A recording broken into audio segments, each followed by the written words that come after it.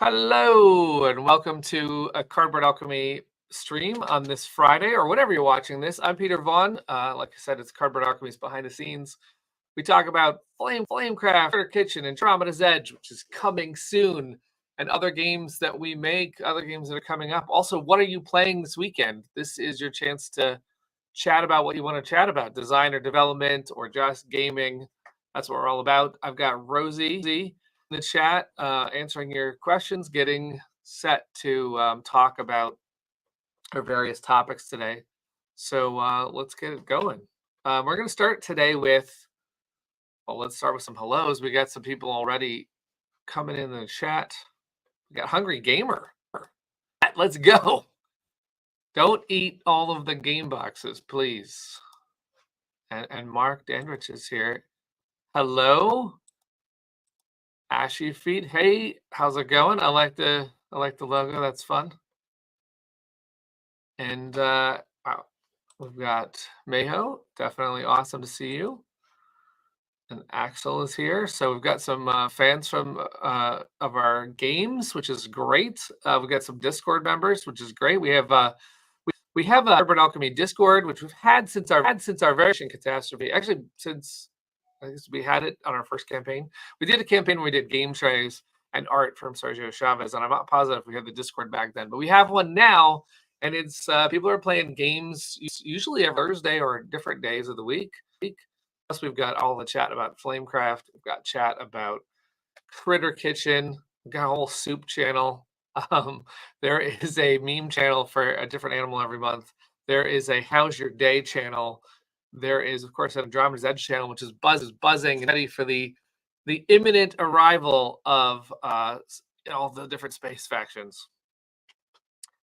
Hungry Gamer says, "Raise your hand if you have Mission Catastrophe." That goes way back. That was our first game at Cardboard Alchemy, and it is still. I love playing that game because it's super short and intense.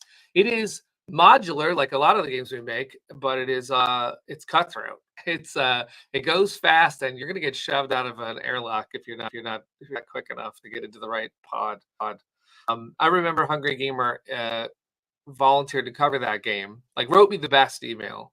Content creators could learn a thing or two from the way that Will approaches it. It was super polite and interested specifically about that game and our company, and offered to send the game on right after he was done with a timeline. It was just like the best email.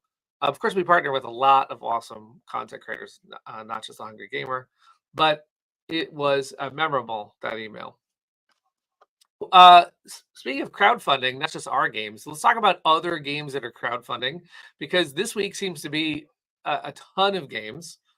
So I want to talk about two that caught my eye. Let's see. We have Wandering Galaxy. Now, this one is exciting because this is the first time that Plaid Hat has gone into the crowdfunding space. Now, Plaid Hat is a company that I really respect. I love their products, and this is by Jerry Hawthorne as the designer, and Jerry makes has made Mice and Mystics, has made a ton of awesome games. You got Familiar Tales and Stuffed Fables. I love the storytelling that Jerry puts in here. So when you already have, this is based on, if anyone's played Freelancers or Forgotten Waters, I love those games because they're like sandbox, they're quick storytelling. You get a goal, you get a great app by Plaid Hat that sort of gives you some options, choose your own adventure-ish, stuff like that. You combine, they've already got that formula, and then you put Jerry in the mix. Like I am excited about this game. I love playing the way Forgotten Waters works is you kind of have a Mad Lib style thing. I think they've dropped the Mad Libs, but it's still roll. It's sort of like you're still like just deciding what you want to mark off on your character sheet. And the other thing that I really like about these games is everybody's taking a role, kind of like no one's bored off turn because everyone's got something to do. Someone's in charge of this, someone's in charge of that board, someone's in charge of the health or the defense. And then you're flipping these different pages, and you have a quick timer to decide like how you're gonna do your actions, so that nobody like sits there and talks it out forever. But then you just get this narrative, like, the app knows what characters you've picked and what kind of things you've got, so it's gonna adapt to what you have, and that's some of the it's really fun. Other thing, and this is what Hungry Gamer, this is what he sucked me in immediately. If it hadn't already sucked me in, is that it's a deck builder. Not so you're actually, crafting your character over time, perhaps over multiple adventures. So, look at this cast. They've got an amazing app. So, like, you get an experience the entire time you're playing. So that is our first crowdfunding shout out. They are doing really well. They are completely funded, obviously crushing it. But they, Plaid Hat deserves all the support because they're a great company. They make good art and good games. So huge fan. The next one I want to shout out is Burgle Bros 3, which I believe I'll get Rosie in on this one. Because Burgle Bros is, it's a great cooperative adventure. I'm a big fan, particularly of Tim Fowers and his company. Support his games every time. I think he's a great independent creator. And so Burgle Bros is one that he made, sort of nailed the heist theme, just sort of really got it. And now these characters are in space, and he's offering a poker deck. I love also that his campaign he's true indie, and he's an app developer, so he's got some VR experience now. I can't find it, but like you can download this VR experience. Also, he seems to have partnered with the Netrunner company to put those characters in the game. So this has just got a lot of fun in it, and it's a really good heist cooperative adventure where you're trying to, work with tile laying and get to the right places. Apparently, you've got disguises now, so it's a lot of fun. I definitely am backing these two games. Yeah, Burgle But I Bros want to hear what you're backing. I also want to hear Burgle what Bros is my Rosie thinks favorite about those games. co-op game ever. I love Burgle Bros so much, and the sequel has the most complex box I've ever seen in my life. Yeah, definitely. It's like a casino, and you open it up, and it's got legs. Oh, yeah. Is that Burgle Brothers 2 or 1? Yeah, it's 2. Yeah. The genius of the first one is that it fits into this perfect size box that's the same as paperback, and they sit on their side, and they look like a building with a helipad on top and a stack of books. He's designed them in a way that they look excellent on the shelf. And they're so fun and so random, and the fact that you've got individual player powers, you're trying to cooperate, but also at the same time you do feel like you want to make the best move. So it's very cool.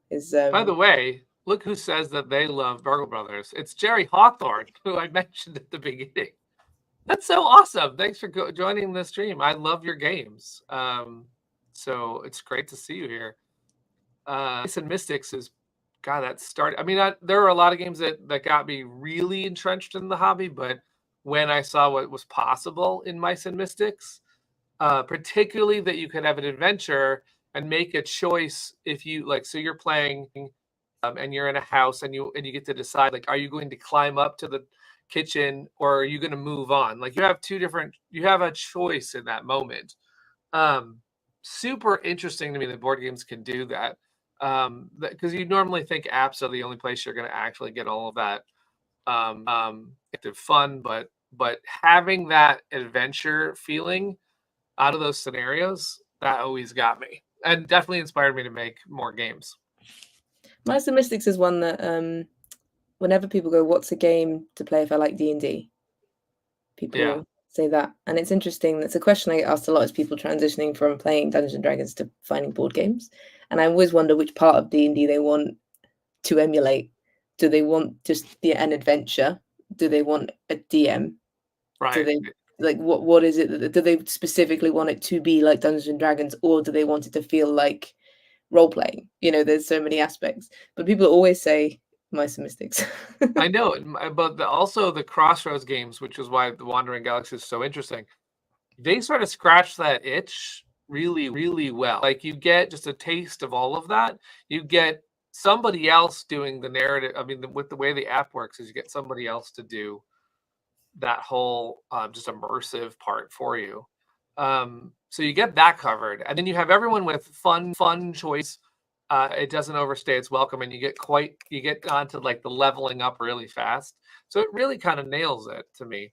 I like the fact that Crossroads is sort of the Plaid Hat thing, which was first shown in Dead of Winter, which gives you that sense of it's my pick.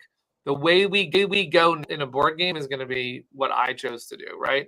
And I Yeah. was freelancers with my buddy Rich Milena of puzzle making fame. And Rich was playing a character that for whatever reason like hated clams, and so the character hated clams, and he was served clams in a restaurant, and the audio was like, do you kill the waiter like right now? And it was like Rich is like, I have to pick this. I don't want to do this, but this option is so ridiculous. I have to do it because my character hates clams and I need to do this thing right now. I have to kill them. And I think, the game went differently after that, right? Like we chose that option and then we were in a different game.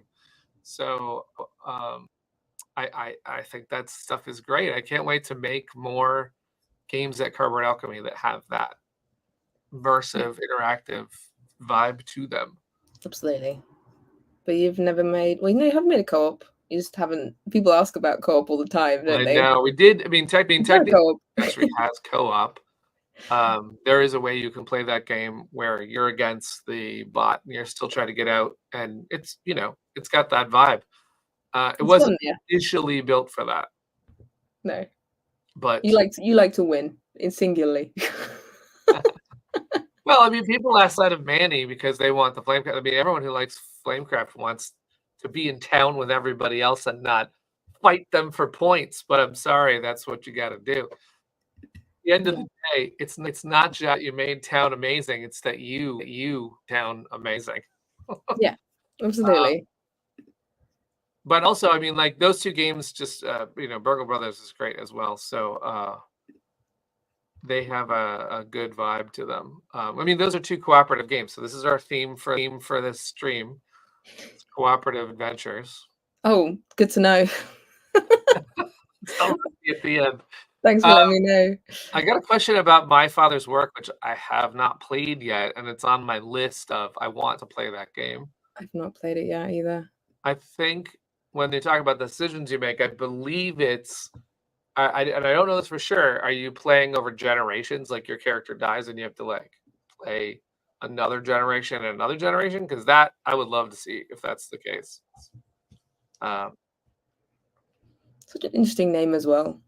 Just sounds. My Father's Work is an interesting name. It's an interesting name. It's like Three Sisters. I was always like, what's Three Sisters? I'm so fascinated. I love it. I just thought it's an interesting name for these games. They sound like book titles.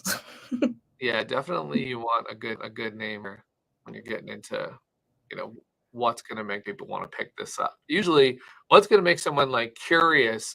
I run First Play LA, which is a meetup in Los Angeles, and we have like designers come and show their game for the firm. And it could be anything from, hey, this is like I baked this earlier on index cards, or this is fully fleshed. I think it's about done, but I need some final tweaks to it. And I always have a fun time with the list of games. I go, ooh, what is that game? Like I don't know what that's about. And if I get like sometimes you get a game and it's like, that title doesn't make me go, all right, what is that? But like as an example, there was a guy who brought a game on this past weekend called The Cheese Stands Alone, and I just immediately wanted to know what was going in that game. What is up with that? Versus another one where it's sort of a generic fantasy tale, and you're like, yeah, it's like whatever. I'm not, Do you have a favorite name for a board game? Do I have a favorite name? Like for a board game, you're like, it's like the coolest name.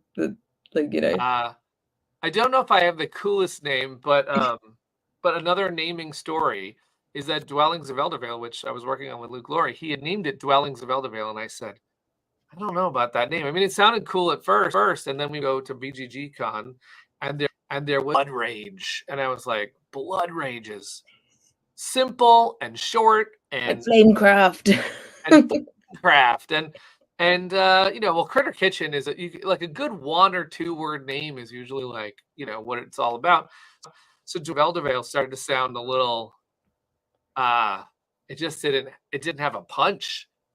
But I eventually decided that it was the best thing because in the fantasy names, Eldervale is, and it's not Everdell. Eldervale has got some generic style to it. If it didn't have the first word, and that word was not in other games, I would not have gone for it. But it's because Dwellings isn't in other games that I thought, yeah, this is what Yeah, people shorten it to too. they You'll go will. to the BGG library and be like, grab Dwellings off the shelf. I want to play that today. So That I you could make knew. like a mini Dwellings of Eldervale just called Dwellings. It's just Yeah. Dwellings. Just building a dwelling. Yeah. So sometimes you need to think of what will people be shouting in a flurry of other gamers, or Yeah. how will it get shortened, right? You could come up with a long, So how you does know, you think Andromeda's Edge is just gonna be called Grab the Edge? I mean, I think Andromeda's Edge, I actually think is just gonna say get Andromeda. Do you want to play Andromeda? Right? They're not gonna say the Edge, even though the Edge is there. We all know about the Edge. Did you try and name Andromeda's Edge with some kind of settlement-based similar thing? Did you ever go We like, about a lot of names. I will tell you that one of Luke's first names for Andromeda's Edge was Pax Andromeda. I think it was Pax Andromeda. Have you heard about the trend where someone puts Pax in front of something? There is this there's Pax Prim, there's Pax. I'm trying to think of the other Paxes, but there's like this trend where it's like they're not related games, but there is this thing where some publishers have put the word PAX in front of a heavier strategy game, I think. must be a There's Gen like Z two. thing? I think Luke was going to try and jump in that pool, and I was like, I don't know about. Thanks. Hungry Gamers got it right there. Pamir, PAX. Is it PAX Renaissance? PAX Viking? I don't actually know them all. Axel's got. So Luke was thinking that if we called it PAX Andromeda, it would have that it would be part of the club. And I just felt like I don't know this club. I'm not aware of this club. So Yeah, I'm trying to think of a name I like the most, but I think you're right. When it's like a sort of, if you can make a name that's completely unique, effectively, like Everdell, yeah, you don't have to check if someone else is put two words together that exist, and which I'm sure we know with the word Flamecraft, it's kind of like they're two words that exist. So that's funny. PAX. Thank you for that. Yes. 2030 seems accurate. What was that? 2030. Yeah, that's right. The naming is, of course, a fun journey. I will say that we went through several iterations for Flamebound. I'm not going to get into that, but it's like because we're the sequel to Flamecraft is called Flamebound, and we wanted it to have the right, like it has to say that it's Flamecraft, but not, and this whole thing. It's actually with a capital B as well, so it's going to be a whole thing about why did the B get capitalized. We'll be asking that question. Like I know. Sadara drew the dragon in the logo, and it's just a fun thing. And the lowercase b. It's Sadara's fault. We go with the artist. If the artist is inspired, we're going with it. She and Manny decided to make it a capital B, and we're going with it. Yeah, Cody's right. Who's from Facebook, which is brilliant because I'm really glad that we're reaching people on there as well today. We've decided to. Oh, cool! Yeah, we're streaming to YouTube and Facebook. Of course, if you are catching this later and it's on YouTube, or you're seeing it on Facebook, and you want to leave a comment or a question, and because we're always chatting up prior questions as well. Yeah, I've saved some from last week's as well, so we can go through those. But Cody was saying it's really like basically worst game name ever is the game because you're trying to find it online. It needs to be a game that you can actively find. If you name it something like the game that it doesn't help you when you're trying. SEO is also a thing, right? There's also a story that I have from Exploding Kittens because I used to work with Breaking Games and they were the distributor of Exploding. And I heard this story that when Exploding Kittens first came out, it didn't say game on the box. It just said Exploding Kittens. And for a mass market game, if you don't say it's a game, people are like, what is there? Like, I hope it's not exploding kittens. Yeah, what it does also sound like quite a kid's game, because it sounds like, jumping something, or Yeah. Buckaroo. It kind of has that kind of, but it's not a kid's game, not really. Yeah. There's some humor in there that I don't think young kids would enjoy. But yeah, it's fascinating. I find the same thing when someone's like, I can't find this game anywhere, and then I'm like, okay, what you got to do is go specifically to board game stores and search them. Google is not your friend a lot of the time, because Right. if I just search, in fact, Flamecraft works fine actually, because it's big enough and well known enough, but certain games have a name that could be a video game or could be a product sold somewhere else or something else, and you're going, or it's like some sporting event. You're just like, please Yeah. be. By the way, Axel says that they're kind of related, which I didn't know. So didn't try and jump in on something that's not ours to jump in on. You know what I mean? Dodged a bullet there. I actually was taught PAX Premiere by the designer of City of Big Shoulders. A really smart dude, and like it blew my mind. Such an interesting game. Yeah.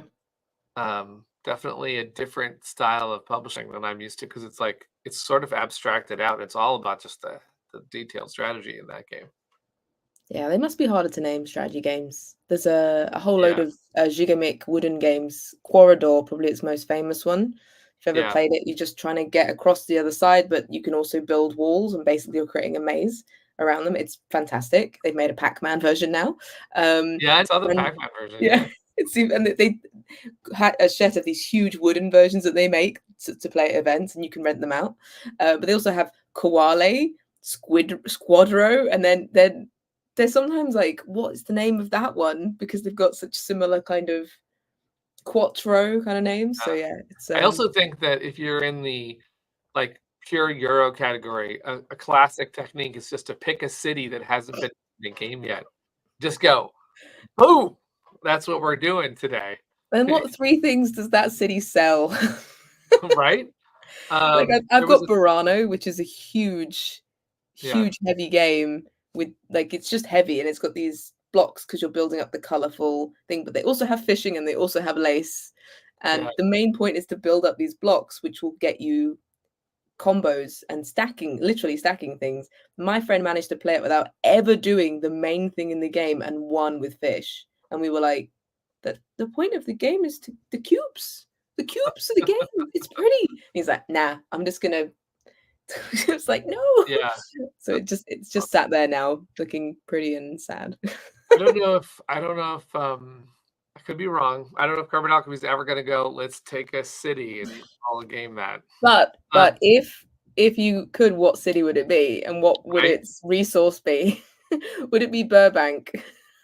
Yeah, Burbank, the game. That's right. That's where our studio is located in lovely downtown Burbank, which used to be like the call for the Johnny Carson show. It's like lovely downtown Burbank for NBC Studios and Disney and Brothers and stuff. So we would definitely, if it was a game, we would definitely be dealing in film. Film would be one of the resources. Is making movies is what we'd be doing in Burbank. That would. I mean, it's not the most catchy of Burbank. Being from London, I'm pretty sure there are a few games. Oh, there's some London games, right? There are some London ones. Actually, the Keys designer, right, made the London game. Keyflower, so. Richard Breezy, right? Oh, right? Is that? I mean, there's many London games. There's a London game for that, but there's also a nice. Who did another great London game that Chris Strain has taught me before, and I'm now not remembering. Oh boy. Is it about the tube system? There's of course tubes for sure. Always the tube system. Yeah. It always is. But there's an awful lot of history in this city, so I get it. Just the building of the tunnels is fascinating. You can actually go down and see how they did it with Thank you. Chris is like, it's literally called. But like, can you I'm trying to remember the designer as well, because it's a fantastic game. I'm blanking right now on the design. This is what happens when they're called city name. It's hard to connect. I played Paris. That one's really good. I really like Paris. Yeah. Big, Of course, I big really world like. placement. I think my favorite city game to date, which, I mean, I like Castles of Burgundy. I mean, Burgundy is a good one. Thank you, Chris. Martin Wallace did the London game. He's got Google. But my favorite city game might be Bruges. Good game. Oh, It's a really good game. You know what I like about Bruges? One of the things I like the most is that there's multi cards. I happen to love a good multi-use card where it's like, ooh, the top does this and the side does this, but if I play it like a color or I need it as a resource, it's just like, that's so good when a card does that. Are the resources, is there lace? I don't know. Because that's the thing. I've been to Bruges and it's lace, Yeah. and at Christmas time it's mulled wine, obviously. I don't know if either of those things are in there. Disappointing. Bruges is where you go for Christmas. It's beautiful. Oh, okay. I want to go there for Christmas. Yeah, everyone in the town leaves because it becomes a tourist like hotspot just at Christmas, but it's beautiful. Nice. Obviously there's a movie, but it's less romantic movie. Yeah, in Bruges, yeah. There you go. We haven't talked about another thing. Yeah. That you wanted to mention to do with Sure, what is it? Stonemaier? Oh, right. We have some news, which is that very early on in Flamecraft's history, when Flamecraft kickstarted, a lot of people saw how cute and charming it was, obviously. But you know who else noticed it was Stonemaier Games. And Jamie reached out and said, I would love to someday, because Jamie's thinking ahead and knew that Rolling Realms would get a sequel, and said, I would like to get Flamecraft in as one of the, I guess it's worlds, one of the realms of Rolling Realms. And so we said, sure, that'd be fun. And it seems like it's been a long time since that question was asked. And now he's just written and said that it's coming out. I believe they're going to, I just saw a post that they're going to be at Gen Con with it. I think it might have a release right before Gen Con and then be at Gen Con. And it's called Rolling Redux. It's 12 new realms, and Flamecraft is one of the realms, which is really cool. Like we're I've always wanted to do. I've had this idea before. I've told this to Brad and Luke. When I used to run the League of Game Makers, I really wanted to make a game where you started off in the game and you entered different worlds, and the other worlds you entered were other games, which is really cool. And the reason why that gets shot down usually is because you can't permission from the other game. It just doesn't make any someone would let you do it. But I think Jamie built it really smartly that it's not Flamecraft mechanisms. It's just inspired by Flamecraft in the Rolling Realms thing. And to Ellie, to your question, this is a standalone box, actually, the one with Flamecraft. So one of the ways you could go is just get the new one, Rolling Realms Redux, and that's what I'm gonna do. What was that? That's what I'm gonna do. I know, seriously. I also might start there. So I think that's a good way to go, right? I mean, but there's also been tons of content in the first one, and I think there's been tons of promos in the first one. I think there's like terraforming Mars realm, and I think there's a lot of games that have realms. So yeah, it's by Stonemaier. Yeah, Stonemaier Games. I believe it should be up next week, if I'm not mistaken. Yeah, really exciting, and also Jamie goes live as well quite often. So it's probably coordinating when Jamie goes live, right? I guess. Yeah, I don't know. Is it Wednesdays? Yeah, I bet it's Wednesday because he goes live Wednesdays. He loves to have an announcement. So that's my educated guess would be next Wednesday would be a time to tune in. Oh, Ellie's a champion. Cool. Oh, that's cool. We should have a champion program at Cardboard Alchemy or something like that. I love what Stonemaier's doing with their community. So big fan of how they do that. They also have testing communities, and yeah, it's really cool. Someone actually asked earlier When will you need playtesters for Flamebound? Oh, nice. Volunteers tribute. We will let you know on that one. So we are working on that. So one of the things we're doing for Flamebound, because it's not as interactive of an adventure, say, as some of the ones we've been talking about.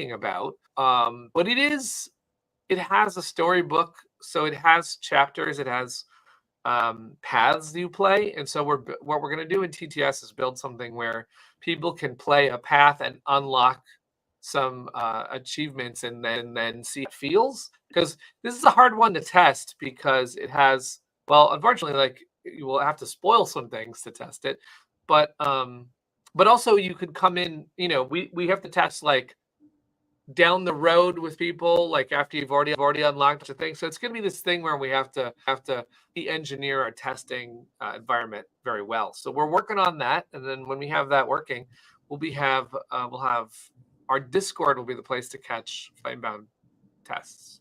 We'd love to have people check it out. Make sure you sign up for our newsletter as well. Yeah, our newsletter does cover when those things happen. We generally have sort of opportunities to play test are when it's at really raw stages, and we just see if it's like got the, like, we think the core might be there, but we'll get a lot of feedback. Then we'll go dark for a while, come back when we think it's kind of at this really cool moment where it could go a couple different ways, but we think it's pretty solid. And then we'll get that.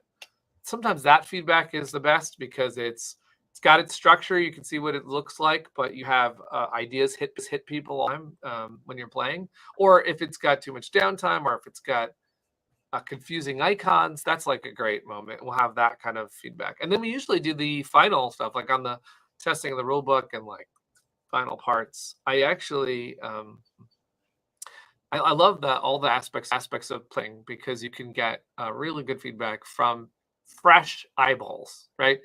People who have not stared at it as often as you have, and are just like, yeah, I don't understand what you're taking it for granted that this icon's super clear, right? So I love that. Yeah, Chris, how are your eyeballs? Let us know. Yeah, you've got great eyeballs. Chris and Brad Speaking of eyeballs, I want to get everybody's eyeballs on something as well. This is a Critter Kitchen behind the scenes item that it will be in the next update, but I had to show it. I had to. It's so good. Make you big and me small. I'm gonna make me big. All right, here we go. So check this out. Now, this is not final, but this is the game trays of all these meeples in Critter Kitchen Deluxe. Look at this thing. This holds so many awesome characters, and all the cards sleeved. So this is the game trace early. This is a V1 version of it. So we're still doing some notes about all the things, but this is now aren't final meeples either. So like, we're still polishing, we're still getting everything cleaned up, and we're still doing stuff here. But Chris says don't sneeze. Right? All right. This is awesome. Angle. I'm so excited by this. It's so pretty. It kind of reminds me of like sushi trays. Everything perfectly laid Alex out. points out that Cosmo Octopus, because Will said, well, why is there a purple one? Well, that is our promo. First of all, I had to say to Will, like, why not a purple one, right? But that is based on Cosmo Octopus, and our friends. I'm blanking on the studio name. God, I'm doing terrible today. Oh, Paperfort games. Paperfort has a great game, and we decided to partner with them because they also partner with Lucky Duck, and Cosmo Octopus is a fun game that has the inky one in it. And we decided that would be a fun zoo chef, because why wouldn't you want an octopus in your kitchen? The power of this particular meeple is that you actually get a secret power, and nobody knows what it is. And then when you put that meeple out, it transforms into the other character, and then everyone finds out what you're doing. That character is in the Lucky Duck promo pack that we have they had on the campaign, but we also have it in the Pledge Manager. Still open. You can still jump in and all the things. You could still get this. And I want to point out that unlike a lot of our other games where the Deluxe's future is known, the Deluxe Critter Kitchen is not yet planned for any other release. Now that's good. Of course, happen where the Deluxe Critter Kitchen takes a life of its own, like some of our games have. But right now, this is it. This pledge manager, which we're reaching its close. All these deluxe meeples. Seriously, this is amazing. I mean, the shark is so big. Look at that thing. That's a huge meeple. It's huge. There's so many cute ones. I mean, and someone was pointing out how tiny they are. Some of them are super tiny. That'll be. And we got to get Rosie's frog out here. The Lily. Someone said that they saw Lily, and it was me. I said it. I mean, with the hat, the little hat. So cute. Anyway, and then Chris points, that's not even counting the 21 player meeples, because we already have a mouse, a lizard, and a boar in 7 colors, and those are adorable, right? So you're running around with your characters, and these are the ones that you get to hire with special powers. And I love me a good special power. Basically this represents, like, every time you play, you could get the power of the panda or the cheetah or the donkey or the giraffe. So it's awesome. It's awesome. You can play it in hard mode and try and remove them with, like, chopsticks. What was that? You can play it in hard mode and try and remove them with chopsticks. Yes, you can play Operation. Critter Kitchen Operation. Allie's like, such a risk for losing the itty bitty ones. No, they're fine. That's why I made them different colors. They stand out. There you can find them. Watch your pets. Anyway, put Rosie back on here. You're not showing the other thing. But this is all I'm showing for today. Okay. Behind the scenes, one at a time. We are going to do an update on Critter Kitchen, and if you are following over there, you can see we for our Critter Kitchen updates. Sort of our secret menu. We'll show another piece of art from Sandara, and I'll show this tray plus more trays, because we got in the entire tray system. Now, there are some notes on the tray system. So the next update is going to be one where I'm going to have to explain that we are going back into the tank a little bit. But this is the kind of stuff that happens. We want to make sure the game is right, that the game is amazing, that the trays are all amazing. I think I took the soup lid off and it's not snapping. I mean, stuff like that. We're going to get it right so that when you get it, it's the best system there is. Absolutely. And this takes a couple of iterations with the plan with game trays. Hey, there's one of the meeples. This is one that just sits on my desk. Oh, this is a really good question that Squirt asks, which is, how are we going to know where they go? Now we'll say that first of all, there's a diagram to this in the box. In the deluxe box, there's a diagram, so you will know exactly where everyone goes. But also, you only play with 6 at a time in the game, so you are going to take out the 6 and the cards, and then it's going to be pretty easy to put those 6 back. So you're never going to take out all of them. You're never going to go like. You could take them all out, but then you'll have to get to the sheet, because I did put them away yesterday, and I tried to put them away without the sheet, and I got ones with one. I had one that I was trying to figure out. The medium ones, I think I had like 3 wrong, and then it was easy fix. And then but here's the thing, it's flexible because I put them in other spots and it worked. So it's like, it's actually fine. Like tray is fine. But on the carts tray, which I'm not showing right now, I nailed every one of the cart tokens like on the first go. So I was like, no sheet required. That's good. Awesome. That's good. We had a choice to make. This was an interesting thing. So this is another behind-the-scenes thing. We had a choice to make a well that would hold just all of them, kind of like all the small ones dumped in the well. And we thought about that. We also had a chance to make like a long well where the little ones would be like kind of laying on their side, but like all the small ones in sort of a like that. And really, we felt strongly about how they needed their own home, each of them, for not only for the presentation, but because since you are only grabbing 6, if they were in a big well, you would hunt and peck for the 6. Each way, I think we made a much stronger end result, even if there is some awkwardness to like, where did the shark go back exactly? But I mean, you should be able to find the shark. But if they're bundled up, all the small ones are together, I think we would have a harder time. So this took Noah more time than usual at Game Trace, because to make each well custom fit is a lot harder than to make a big well. And of course, I have done games where we've done a big well, like Dwellings of Eldervale, where actually we've argued that the big well is better in some way, because then you can put the living storm in any spots, which I think is also strong for some games. It just depends on the game, right? Yeah. It depends on the gameplay, which is the biggest reason why for every game and for every tray, you need to assess what the actual usability of game is. How are people going to play? How are they going to reach? How are they going to set up? Are they going to want this, that, or the other?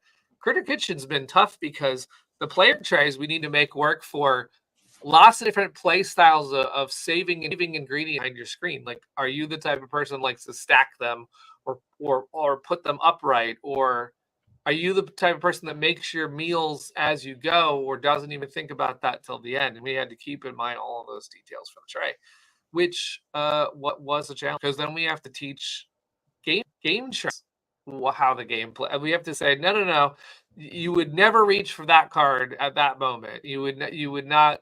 That tray has to be close to that tray, right? So it is it's a process, the whole thing.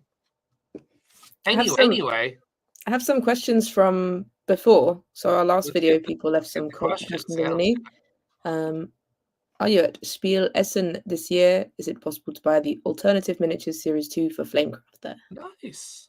We are at Spiel. In fact, Z will be at Spiel, Brad will be at Spiel, and Lauren on our team will be at Spiel. And we're bringing designer Luke Laurie to Spiel. That's what we're talking about. This man has not been to this convention before, and he has said that it's on his wish list to go to Spiel. And he is of course, Maximus Laurie, the designer of Andromeda's Edge, and that's releasing at Spiel. So we are going to have a big presentation of Andromeda's Edge. That being said, the dragons will, of course, be there. We are at Lucky Duck's booth. Lucky Duck is our partner for Flamecraft, and they are going to be bringing the Series 2 minis and coins, all that good stuff. And provided, I think they are having a mad rush on those items. So I'm not going to guarantee they're there, because they do run out. They are intending, of course, to bring the Series 2 items. And as Chris shouts out, Andromeda's Edge will be there. We're going to be doing demos of it. We're going to have Luke signing games, but also playing full games with people. And we also might have a sneak peek of another game. We'll talk about that as Essen gets closer.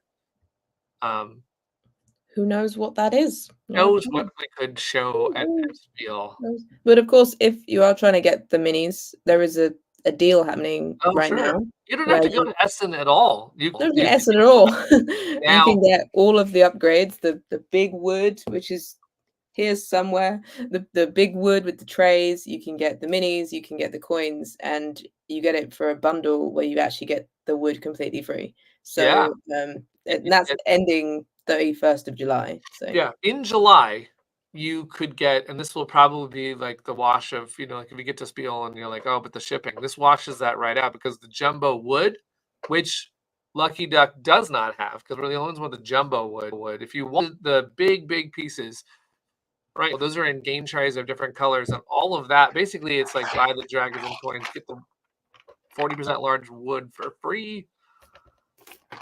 I'm so excited by those, because that was a random idea where we talked to Game Trays and said, what if we, because he makes X trays, and X trays are really useful in a lot of games. They're like they're sort of catch-all containers. So if your game does not have trays, you can use an X tray to hold like different parts of the bits, and the X trays are made with like department sizes. So they've had a standard, orange, white, black have always been in stock, but the Flamecraft ones are in specific colors to our resources. It's kind of fun to make those colors. So you could get the Series 2 stuff right now, but then yes, Essen will also be a place to get that. And what you can't get at Essen is the plush. We sell that only on our stores. And we do have the plush sale also right now, which I don't have a plush within grasp. I feel like QVC. You have QVC over there? Yeah. Yeah, we were like QVC, and it's like, did you know about the deal? We don't normally. I will say that on this stream, we don't normally do this because we don't normally have a sale. We're not trying to like force plush on you or something. But like, we do want people to know Yeah. if you were going to buy gifts, and now they're buy three get. It's like, I mean, it's the best time to get the plush. Yeah, because I get people afterwards going, I never knew, so I'm just doing my Yeah, best to I tell know. as many people as We, possible. as a publisher, we are trying to give things away as many times a year as possible. And our newsletters try and give away prizes every time. In our Discord, we're giving away prizes. On our Instagram, we're giving away prizes. On our store shop, we're doing deals. I mean, seriously, we're doing, and I'm terribly behind, but sending people some. If you write us a letter or something, supposedly, I'm definitely doing that. Don't worry. If you've written in, I'm definitely sending you something. But I get behind because it's like our prize list is just ridiculous, right? Like Rosie's like, you got to ship out the signed prints from such and such, or you've got to give the thing that you promised her. I promised a calendar on one stream, and it's like now I got to send out the calendar, which is, it's very fun to be like, I described it when I went to Gen Con as like Santa Claus, because we're just going like, here, and you can have a dragon, and you can have a. I guess we'll try and do another giveaway at Essen. Maybe we did one at UK Games Expo. Let's give things away at Spiel. Absolutely, Rosie. Then we can just give it to idea. them. Just give it to them. They're right there. We're gonna give things away at Spiel. That's what I'm saying right now. We want to make a plush gun, but I don't think it's safe. Oh, that'd be great at a con. You're just like, fire a bread dragon into the crowd, and then someone's just like, "Oh my god, what was that?" They'll be acting like they're catching the bouquet at a wedding, just like, get up. Promises on a stream are dangerous. Yes, I know. We're crazy around here. But he once promised a Shakespearean sonnets. I hear what you're talking about. I have promised some things on Kickstarters before. There was on the Kickstarter, I was rolling a die to see what people would get as an unlock, and I just decided on that stream to give everybody everything, all unlocked, everything. And I then found out the cost, and I was like, that might have been. This is why you need Brad on a little, Star Trek style. There should be a Brad's like, wait, hold on. This just in, I cannot do that. I cannot. No, I am still promising free things at Spiel. Come see us while supplies last. We're getting something at Spiel. If you're not at Spiel, we'll find ways to do, like I said, like we do the thing where in Discord, in Facebook, we're doing stuff. Yep. Now someone's asking about Comic-Con. I am going to be at Comic-Con as well, which is sooner than Gen Con, because Gen Con's what everyone's right now, which we're not going to be at. But I am going to be at Comic-Con because I'm on a panel. I'm on a Shark Tank tabletop game submission panel where people are going to pitch their game ideas, and I'm going to say, I'm out, or what I'm supposed to do on Shark Tank. Wait, do you not like press a button and your chair turns around? Oh, no. No, that's not that one. It's not that one, but I would like to see your face actually while you pitch this. But I like a lot of games, so it's not going to be that hard to get a buy off from me on a game pitch. But thank you. I need a cool catchphrase, right? I decided that if I am going to do the whole, I don't know if crew is going to get to the I don't be as mean as like the sharks on Shark Tank, and say I'm out. But I think that what I should do is I should say, can you bloat the hell out of it on Kickstarter? If not, I'm out. I'm out. If you I'd be like, what's your marketing plan? If you can't make deluxe bits for this game, if deluxe bits are not part of the pitch, this is my new catchphrase. What? No, I'm not doing that one. So, do people win? Like, is the prize winner they get their game made by someone? Like, you would think that's the case, but we're not actually committing at all. So it's just advice. It's just helping them out. Okay. It's not a real Shark. It's not really Shark Tank. I was thinking. But it was coordinated by Ross Thompson, who is a force in the industry. Ross is like really believes in community, so Ross took it upon himself to make a convention in San Diego, because the San Diego convention scene wasn't good. He's like, I'm going to create a convention. And he made it like easy to get in. Like the price was not extravagant. He didn't want to like take in tons of money. He just wanted to bring people together, which is what he does. He runs a Facebook group called Tabletop Game Jobs. I don't know if that's the exact name of it. Tabletop Games Network. But Oh, is it the place that you found me? Yeah, that's where we hired you. Yeah.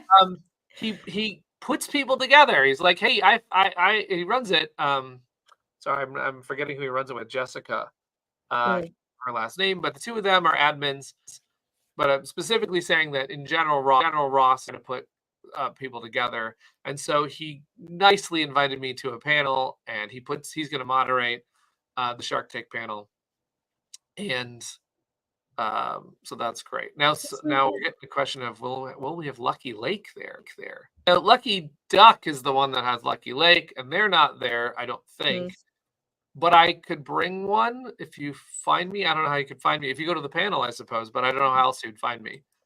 I'll bring one though, just in case that happens. Yeah, I don't have any left of Lucky Lake at all. Yeah, we're kind of at the low point of our promos, and what that means is that someday we're going to do a bundle. But before I promise too much about that on stream, because it's dangerous. Let me will just say that we're looking different question. we're looking at we can bundle our promos together. Yeah, we just don't have a date. Did I ever tell you the story, Will, about how somebody walked into a con just shouting Luke Laurie's name out into the hall? But it was someone who was a big fan and was hoping Luke was BGG Con and was just shouting, Luke Laurie, and he was just shouting it on the hopes that he'd find Luke to sign his game. It didn't work because Luke wasn't there, but it did work because I was there and I worked on Dwelling. So I said I answered the guy and said I know how to, I'm not Luke, but I can. You signed it. No, I didn't. I don't remember I don't think I signed it. I don't think he cared about me, but you were like, fine, I'll just whatever. I'll forge it for you. I mean, when people do want my signature on the Toronto box, I am honored and awed because I have footage of you signing a Flamecraft box that for was a lovely lady who wanted me to do that. Heavily pregnant and only came to UK Games Expo to see you. And I honestly was worried. I don't have the first aid abilities to sort that situation out. I was like, please be okay. Look at this. Will sign any of your boxes. That's very cool. I actually just got a game from you that was signed. Is it signed by the creator? You sent me a little... I sent you expressions from RageCon, and that was signed by Isaac, the designer and publisher. It's a small creator. Yeah. That's very cool. That's going to be a story for me. Like, where did you... I was like, I never met them. I did think about that because I was getting from me, and I had met Isaac, and he was signed, and I was like, I'll have him sign Rosie's. But then it's like, yeah, you have no connection to Isaac. You didn't meet Isaac, but it's actually probably it might be my only signed game. I've never gotten a game signed before. So this is funny. Well, thank you, Ellie. Fun time when we met at Board Game Geek Con, but then this also cracked me up. Well, I also really like what Brad Brooks does when he signs games. I will tell you that Brad might have the same general philosophy about signing games, which is that we're honored and we don't know why anybody would want our signature. But Brad was taken to, I used to take him to Gen Con because he's the designer of Letter Tycoon. And I said, Brad, there's going to be people who want to have a signature. And he's like, why do they do this, right? And I said, just get ready for it. So he then came up with, he writes on the inside of a box, a catchphrase. So he did this for Rise of Tribes and he did this for Letter Tycoon. So for Letter Tycoon, he said, use your words, right? Which is, it's great because it's a fun, small sentence that's also thematic to the game. And it's made me always think that I need to do that if I'm ever signing a box. Because just your signature is a little less exciting. Well, you've got game on is the thing that you sign off. I do say game on. So yes, that would work for any game. And then you could go flame on. Flame on. There you go, Rosie. That's nice. I like it. Thank you for coming up with that. And Chris also chimes in. It is a weird experience. It's weird because you do this thing because you love doing this thing, right? Yeah. I'm honored that it would be on someone's table. I don't need anything else other than to know that somebody enjoyed it. And then if someone stops you and says, "I really enjoy it, and I really care about like I care about meeting you," which is like it's such an honor. Um, there's a person that asked me for a Cardboard Alchemy shirt at RageCon, and I was like, "But why do you want that?" And they're like, "Because you're one of my favorite companies." And I was like, "Get out of here! You're not serious, right?" But I'm super excited to hear that because, of course, we're trying to be a company that you can rely on and count on for a good game. So to makes me um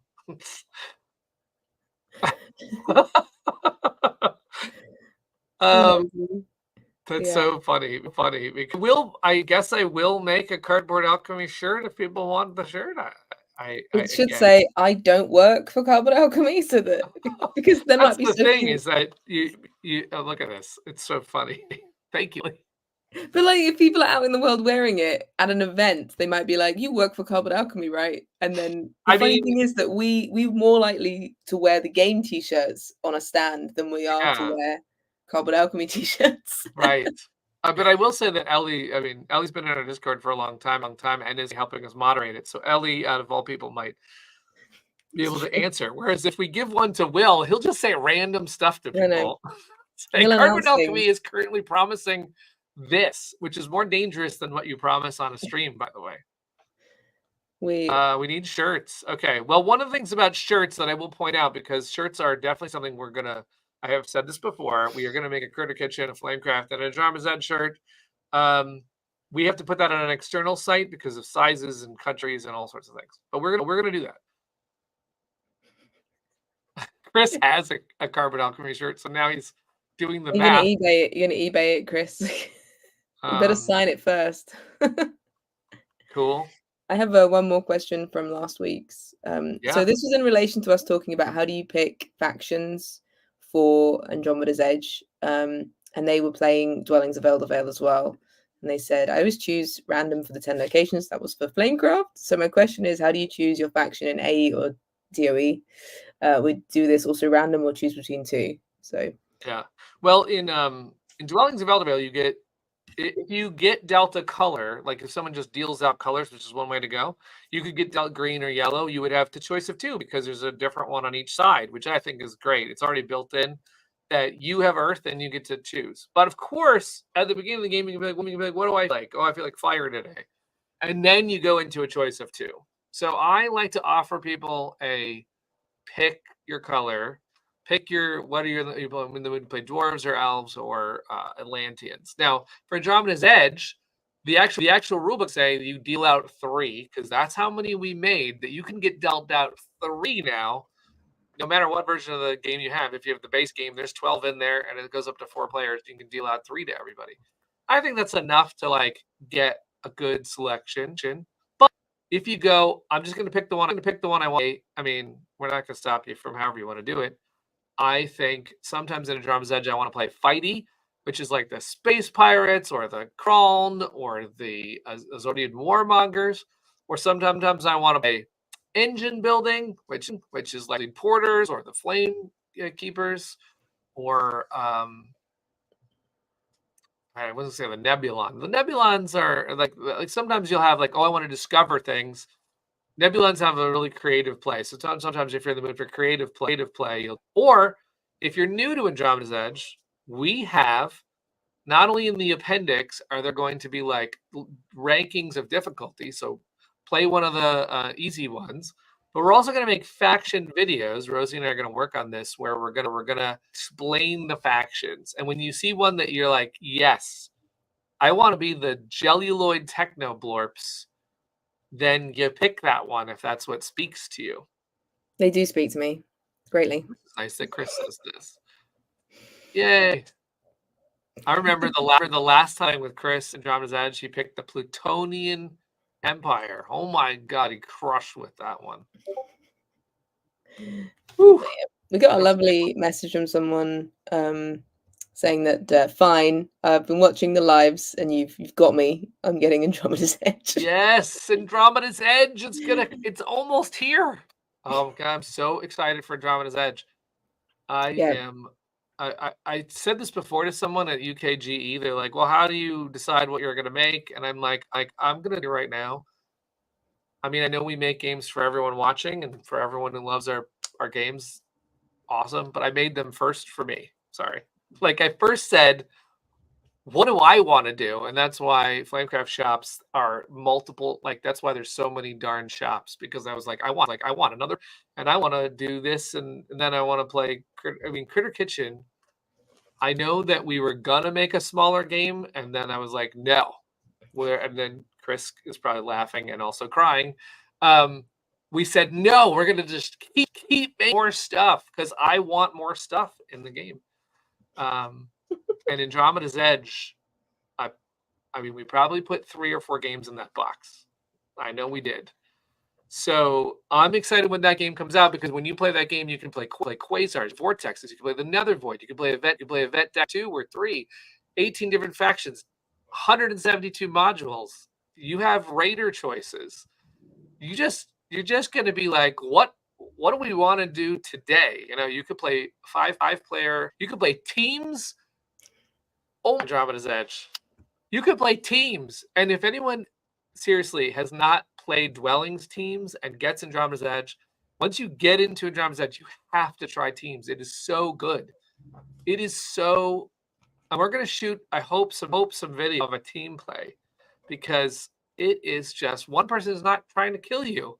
It's just as cooperative as we're going to get right now. You know, cooperative play is it's not something we often have. Can I befriend a raider? Yes. Can I just if you're playing the Flamekeepers and you get the right science vessel, the raiders will be your friend. Yeah. But you know, the team play is so much fun, and there's just variety like that we're putting in all these games, so that it's not just a game that you get and you go, I've played that once. Use this game hopefully to introduce to any group that comes over for the, you know, the length of your your game collection is what I'm hoping. Yeah, the resource sharing is what happens in Andromeda's Edge teams. What you do is you can pass once a turn any resource. So you can pass a card, you can pass a credit. That's very cool. It's really clutch to be able to hand your teammate over something. It really changes that whole, like, I mean, Andromeda's Edge is very scarce in resources, and that is designed that way. In fact, I've been playing a lot of Dwellings lately for a reason I can't really talk about just yet, but I've been playing a lot of Dwellings, and the resources are more plentiful in Dwellings. And having played that now a little bit more than usual, and going back to Andromeda, it's like, wow, Andromeda is like, it's a deserted galaxy, and so you don't have. Sometimes you're like, I need a carbon, and then your teammate might have, might be the Fungador Sporgots and just generating carbon all day long, and you're like, oh, can I have one of those? It's so great, because then you're making what I think are the most ideal combos, because you're seeing things from a team perspective. Like, oh, my teammate is 1 away from hitting the science discovery track. I'm gonna buy a module for them go up on that track, which means, you're like, well, I don't even see how I'm gonna get up that track, and then your teammate pushes you up that track for you. I'm not playing with Will, apparently. Jeez. I love that Splat says Cardboard Alchemy has embraced the bloat, which sounds like a really concerning, like, weight loss plan thing. I don't know. It doesn't sound healthy. Yes. But I think we just know what we're like, and it's good to know. You can manage it when you know you're used to doing it. You like creating big things, okay. Yeah. But if you're like, we don't do that, then you're gonna come across. No, we're not in denial about the fact that we're eating ice cream out of the carton. We're not in denial about it. We're doing it, and we've got real flavors. That's what's happening. It's very hard to be in denial when the product arrives and you're like, okay, woo-hoo. It's like this is small. This is a small game. Although I will say this, and this is funny because Hungry Gamer is in this chat, right? So I shipped Hungry Gamer what we did as Edge, we did a very specific strategy. This was the game plan the entire time, was to make the most bloat. I wish I had the boxes like right next to me. Unfortunately, I'm not ready for this conversation, but the most bloated giant Andromeda's Edge box, and then to bring the retail box down to its core. The core retail. Rosie's looking to see if she's got the retail box. Yeah, there's the retail box right there. Now that box has got streamlined contents, and Hungry Gamer saw that and saw the all in, and then saw that, and then saw the all in, and was thinking about his shelves, and said, "I think I'm going to go for that, the compact version of Andromeda's Edge." And we often tout the bloated version because a lot of us want the bloated version. I mean, we want those minis, we want those buildings, we want all that stuff. But if you just want one of the best worker placement games that's ever going to be made, and I'm saying, I know I'm biased, but this is how you get it streamlined, right? So I love the fact that Will noticed that is what we're trying to do, is say, don't want to make everyone feel like the only way I get to play a Luke, Gloria, and Maximus worker placement sci-fi epic game is if I spend all of this money, which you don't have to do. You can get all of the gameplay in that box. Not enough bling for me. Well, what's really interesting is that this is heavy. Like, this is really Yeah, heavy. that's packed. It's packed. There's no space left in this game. There's no space in the space game. What? Like, if you want heavy, to do some weight training and play an amazing game, you're set. Like, did I have the expansion? Like, when you got the expansion box, it's also like a brick, right? Yes, it's also the expansion feels like, oh wow, there's a lot in him. So Ellie has been leaving for the last 10 minutes, and we also need to go. Yes, all the gameplay, people. All the gameplay. Yes. Anyway, really proud about those two choices. I think the same thing happened for Flamecraft. We really wanted a $40 Flamecraft that was going to be in every store, and then we also wanted let's face it, the bloated, I want the shiny coins version. We do that on purpose so that you don't feel left out of this hobby. I think that's really important. That you don't have to be like as addicted as I am. You don't have to do it. We want to give you good games. So there is a Critter Kitchen version that is also ridiculously packed at the retail edition. And then there's the my God, I want everything just insane. I want a meeple tray. The kitchen sink. So we'll end it there on the, but we're not done. And we've got lots of games to make. The best games are yet made.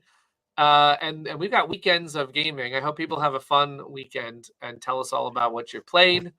If we didn't get your question answered, do put your, look at this. Nice. I'm going to play the Moomin Roll 'em Right. Nice. That looks beautiful. I want to know look at that box. Cow. I'm so excited. Everybody else who's not playing Moomin, I hope you still have as much fun as Rosie. I'm going to play Dwellings of Eldervale tonight with an expansion. So we'll talk to you about that someday. Everyone enjoy your weekends on. Talk to you again soon. Goodbye. All right. Cheers.